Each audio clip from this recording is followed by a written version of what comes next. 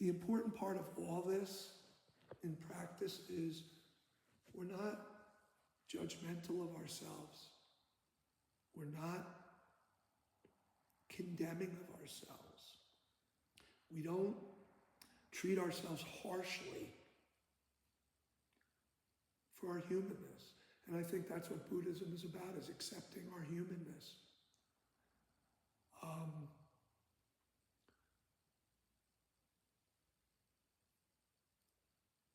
Buddhist practice is not about getting out of here.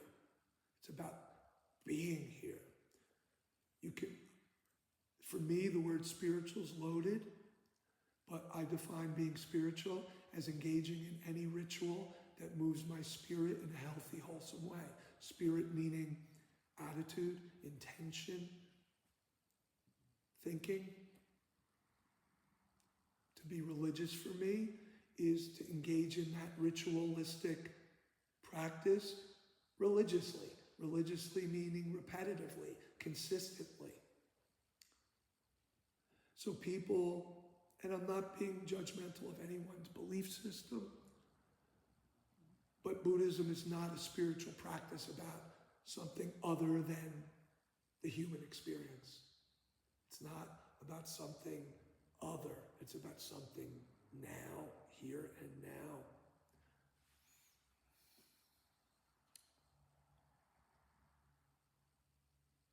We need to be kind to ourselves. We need to understand where our conditioning came from, and that we're not our conditioning.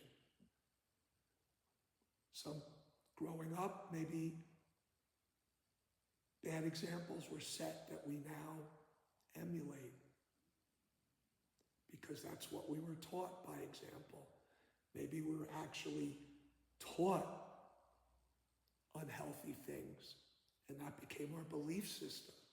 So Buddhism is about releasing our grip on all those deeply held beliefs and perspectives that might not be not only accurate, but might be extremely harmful. But the reason we hold on, how many times have you said, I really want to change? And then you do the same thing over and over. It's because to change, we have to let go of what we're comfortable with. And as much as we say we don't want to be this type of person, there's a familiarity which breeds comfortability, which breeds security. It's much easier to hold on to what we think we know than to step into the unknown and take the risk. But we are not our thoughts, we're not our feelings, we're not this body, we're not our experience. So I'll end with this. Buddhism is about accepting our flaws and failures.